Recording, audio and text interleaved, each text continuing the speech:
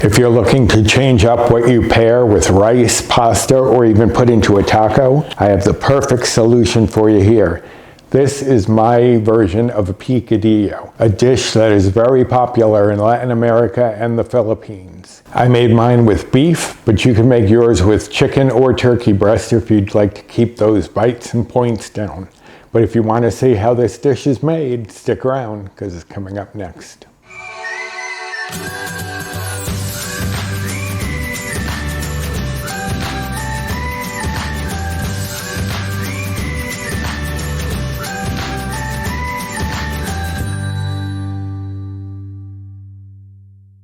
Hello and welcome to my kitchen. My name is Roy. I am a home cook and amateur baker, and I am here on this channel sharing recipes that have helped me to lose over 125 pounds, whether those recipes are mine or someone else's. Now today is one of mine, but it's not really mine. This is a dish that you'll find all over Latin America and in the Philippines. This is called picadillo. And it comes from the word picar in Spanish, which means to mince. So that tells you a little something about the dish. Everything's going to be kind of minced, including the meat. Now this is a very adaptable meal. You can use it for almost anything. Tonight I'm going to use it on pasta. Typically I do it on rice. You can do it as a filling for tacos. You can put it into a burrito. You can put it into whatever you like. So this is just a recipe that you can then play around with and do as you please. So let us go over the ingredients. I have here 1 pound of 96% lean ground beef. Now that's typically how I make this. However, you could use ground chicken or ground turkey, and I will give you the nutritional facts at the end for both of those because they are slightly different. But honestly, they're all about the same, and I was actually surprised that calorie-wise, the beef came out on top. Don't ask me. But you can use whatever, and as I said, I will give you the nutrition facts for each depending on what you would like to do. I have here a 15-ounce can of diced tomatoes. They should be petite diced tomatoes, but guess who did not have any in the pantry? Me. So what I did was I took a can of regular diced tomatoes. I just poured out the juice, put the tomatoes on a cutting board, and chopped it up into a more petite dice. As I said, the name does come from the word for minced. So you could leave the diced tomatoes as they are, but for me it would just be a little jarring to have those big chunks of tomato. I prefer the petite dice. You could also, if you only had like a can of whole tomatoes, chop those up and use that. And you are going to be using the juice. Make sure you save the juice with that. Here I have 1 small onion diced and 1/2 of a green pepper diced. Now I did measure those out because I always see those amounts. What if I wanted to use some frozen chopped peppers and onions? How much do I use? So each of these is actually 3/4 of a cup. So I will make sure that that is part of the recipe. Here I have 1/2 cup of water. Typically, I don't write that into a recipe. Most of the time, if water is in a recipe, it's not included under the ingredients. It's included in the directions. But sometimes I forget because I glance at things and just scan them. But I will add this as an ingredient in the list just so that if you're anything like me, you won't forget it. I have here 1 tablespoon of minced garlic. That's about 3 cloves if you wanted to do the whole cloves and mince it yourself. You could use more, you could use less. It's your call. Now here's where I made my biggest departure from a basic picadillo is I chose to use 3 tablespoons of brown sugar replacement. Typically what is used is raisins, but for one thing, I'm not a fan of raisins, especially if they're cooked in things because then they get bloaty and it's a texture thing. I just can't do it. So I did opt to go for the brown sugar replacement. If you'd prefer to go with raisins, you could. You could probably even try craisins, that would probably be fine. And those don't actually bother me for some reason. Go figure. Now here I have 3 tablespoons of chopped pimento olives. You do want the ones with the pimentos in them. If you had regular olives and then you had some pimentos or some roasted red peppers, you could play around with those and get about the same. I would probably do 2 tablespoons of plain olives and 1 tablespoon of minced up pimentos or red pepper. This was about 12 olives, so that's the way I've calculated it. If yours are bigger or smaller, you may have to adjust the number of olives, but it will be 3 tablespoons. Here I have 2 tablespoons of the brine from the olives. It's going to permeate throughout more than just the olives alone. Here I have 1 teaspoon of adobo seasoning. That's a mix that you can find. Goya has one, that's the one I generally use, but there are others out there. If you don't have adobo seasoning, you don't want to get it, what I would do, and this is in the recipe, is use a ½ teaspoon of salt, 1/4 teaspoon of paprika, and then a generous pinch of onion and garlic powders, and a little black pepper. And over here I have the last ingredient, 1/2 teaspoon of cumin. All right, so those are the ingredients. Let me grab my pot, get a few things set up, and we will get started. Okay, one ingredient I did forget to mention, cooking spray. I have my pan sitting here over medium-high heat. I'm just going to spray that with a bit of cooking spray. And then we're going to add in the onions and the peppers and stir those around a little bit. And we're just going to let these soften for a couple of minutes.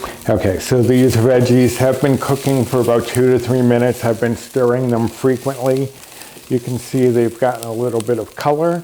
Now I'm just going to push them aside to the edges of the pan and spray in a little bit more of the cooking spray because we're going to add in the beef. We want to make sure, because there's not much fat in our beef, that we get some insurance there.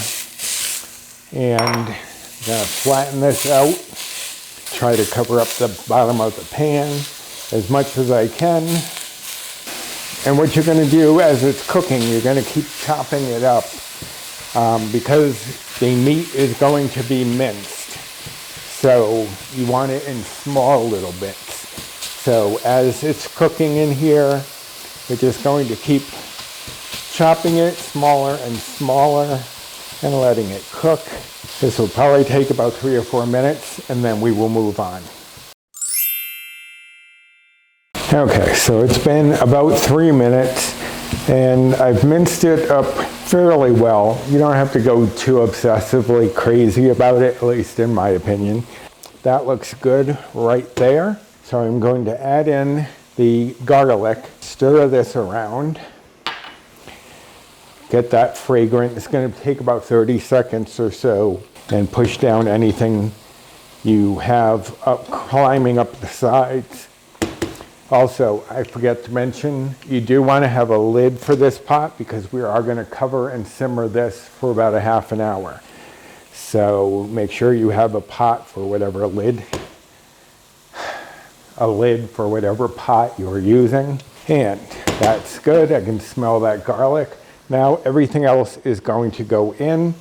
The water, the tomato, the brine, the olives, brown sugar, or raisins if you're using raisins, the adobo, and the cumin. And it's already starting to boil, which is what we're going for. We're looking for a good boil on this. But you want to stir that through, and especially if you are using the brown sugar replacement, you want to make sure that's melted in there.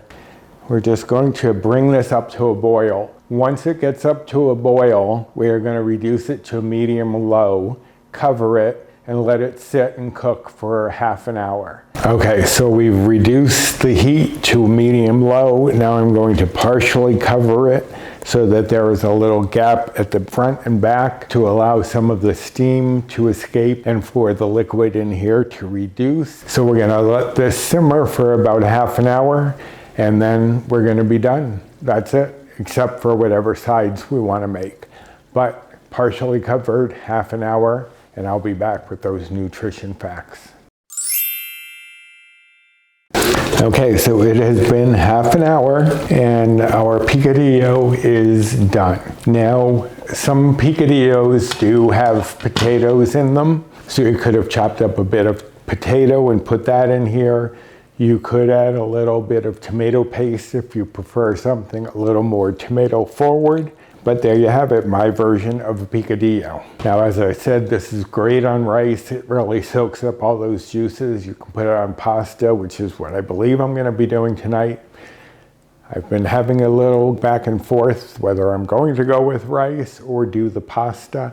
We had rice for the past couple days, so I think I might veer towards pasta. But whatever you want to do with it, as I said, you could put this in tacos, you could put it in any place where you would use ground beef. A lasagna using this as the meat would be very good. But there you have it, my version of picadillo. Now, as I said, I would be giving you the nutrition facts for beef as I did it, but also for chicken and turkey.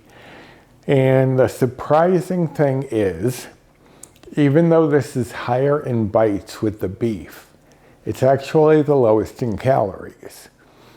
So I did double check, and chicken breast for 4 ounces is about 190 calories.